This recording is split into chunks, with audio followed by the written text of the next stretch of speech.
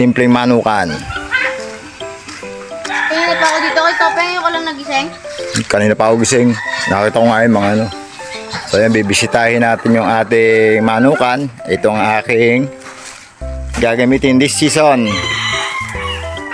At ito naman yung aking mga baby stag. Ilang piraso. Ayan. So bibisita tayo sa ating range. Aba, mga lodi, meron tayong hindi pagmamay-ari dito. Tingnan mo nga yan, para may malaki yatang ano. Kaya kaya. So meron tayong bisita. Huwag mong hawakan, huwag mong hawakan, huwag mong hawakan. Huwag mong hawakan, baka mapagbintangan tayo. Yun, so nananawagan kami basta may-ari ng manok na to, naligaw dito.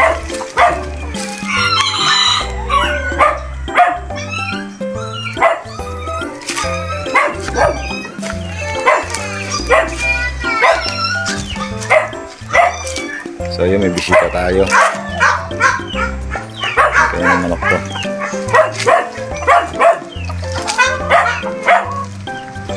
Alamang dyan lang yun.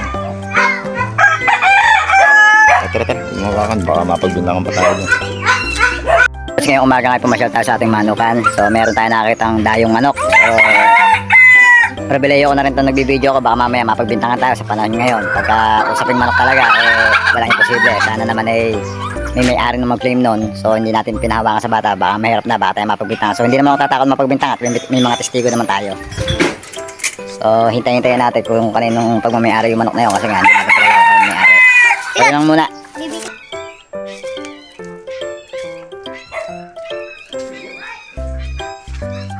So lipat tayo sa ating range. Titingnan natin kung kompleto pa ang ating katsawang. Baka may nabisita rin yan. Bukas na nga pala ko.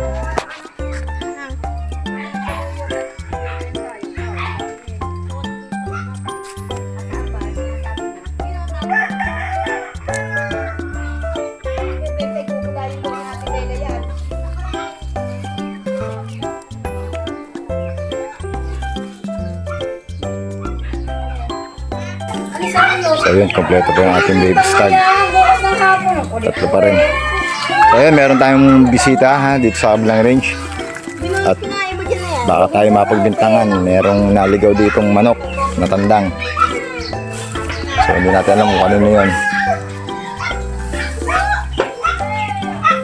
Baliin mo na yung puso, Abraham, at yan yung tagpos na yan.